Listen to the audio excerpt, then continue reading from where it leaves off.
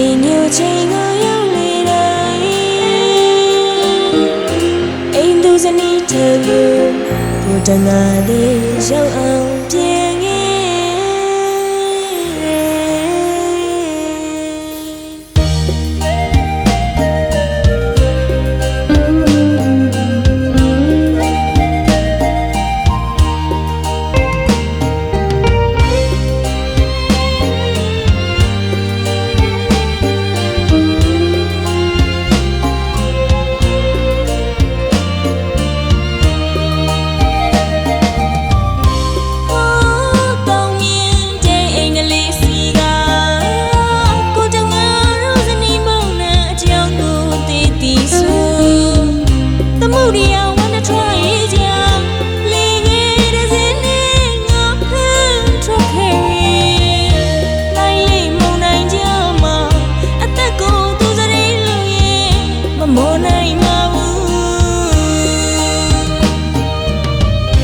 နေညူချိန်ကိုရောက်လေတိုင်း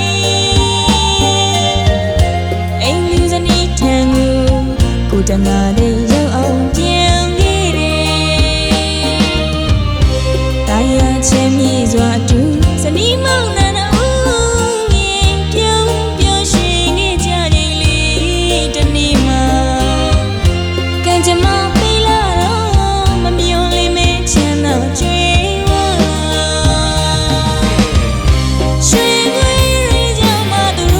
ပြောနိုင်ရှာအရင်မဝါကတငါလေးစီပြန်တန်းတော်နေဘဝဆိုတာဒီစိတ်ချမ်းသာမှုရှိမှပြည့်စုံနေ